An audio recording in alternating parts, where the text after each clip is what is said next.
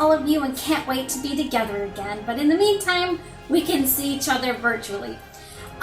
Also, welcome all of our guests who may be joining us. Today's lesson is going to come out of the book of Daniel, chapter 3. But before that, let's review a little. When we were together, we've been studying the time of the kings in Israel's history. We had King Saul, King David, and King Solomon. And if you remember, after King Solomon, the nation of Israel split into two kingdoms. And if you look at the map, we have here, remember, this is the world. This is our ancient world. And where the red is the promised land, where we have our kingdom. Okay, and the promised land. And this is when we had the divided kingdom. And we've been studying all about that. We had the kingdom of Israel in the north, the kingdom of Judah in the south. And remember, Israel had no good kings. And it lasted a little over 200 years, and the Assyrians conquered them, spread them all over their lands, and they were never heard from again.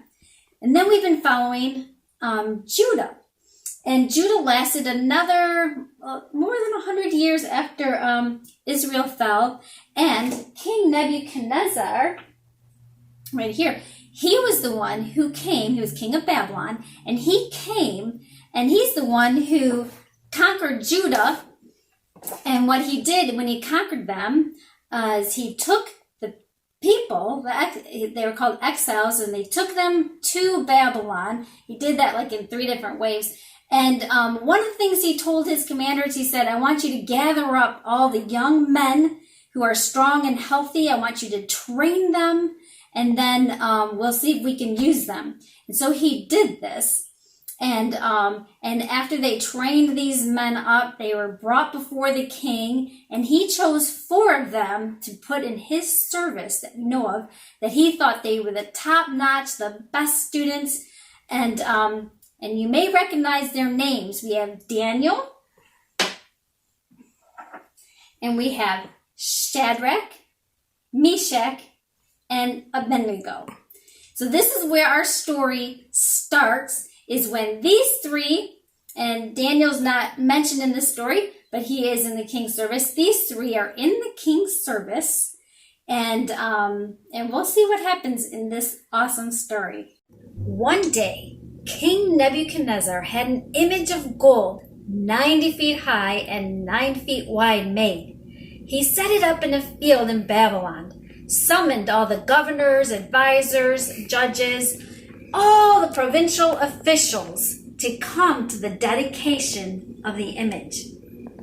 The herald loudly proclaimed, "This is what you are commanded to do, O peoples, nations, and men of every language. As soon as you hear the sound of the horn, flute, zither, lyre, harp, pipes, and all kinds of music, you must fall down and worship the image of gold that King Nebuchadnezzar has set up. Whoever does not fall down and worship will immediately be thrown into the blazing furnace."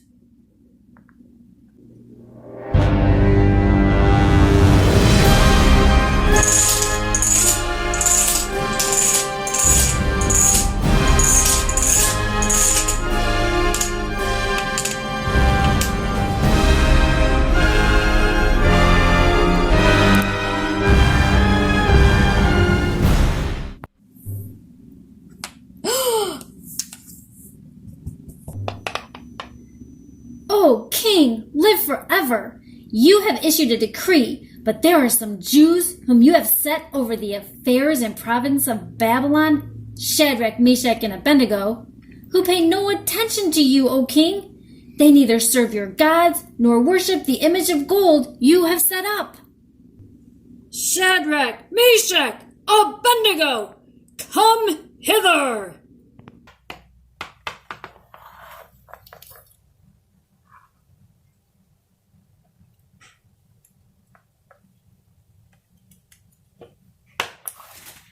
"Is it true, Shadrach, Meshach, and Abednego, that you do not serve my gods or worship the image of gold I have set up?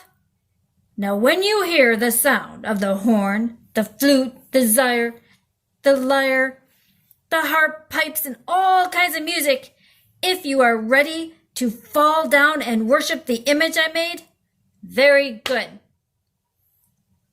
But if you do not worship it, you will be thrown immediately into the blazing furnace.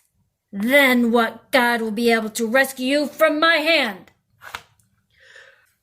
Oh, Nebuchadnezzar, we do not need to defend ourselves before you in this matter. If we are thrown into the blazing furnace, the God we serve is able to save us from it, and he will rescue us from your hand, O king. But even if he does not, we want you to know, O king, that we will not serve your gods or worship the image of gold you have set up. Guards, make that fire 7 times hotter than usual. Now, come and get Shadrach, Meshach, and Abednego and throw them into the furnace.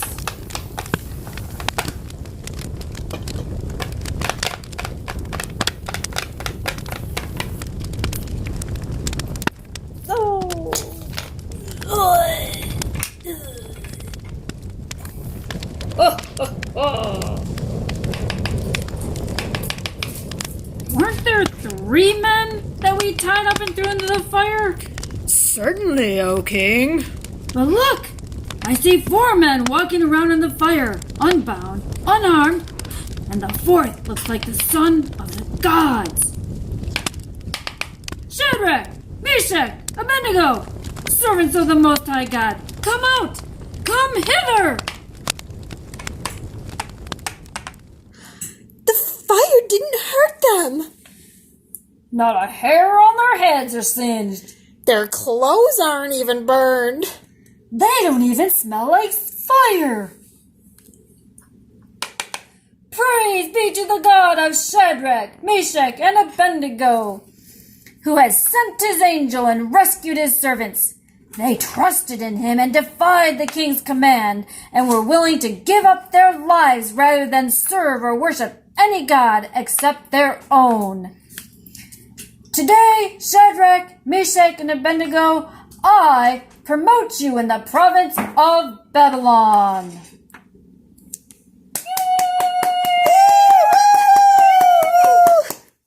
The story of Shadrach, Meshach, and Abednego is a story of great courage and faith. And even though we had fun with our story, you need to remember these were real men. And they probably were afraid when they had to go into that furnace. Because they were men just like we are people, and we have fears too, even though we can have faith and we know we serve a great God. Now, you may be feeling a little scared about the future, right? When can I go play with my friends again? When will my mom and dad be able to go back to work? Can I go back to school or my homeschool co-op? You might have a lot of questions and a little fear or anxiety about the future. But remember, we serve the same God that Shadrach, Meshach, and Abednego served. And God is faithful. He will be with you every day. He is in control of all of this. And he's working it out for your good and his glory. Well, I hope you enjoyed today's story, and I hope you have a wonderful week.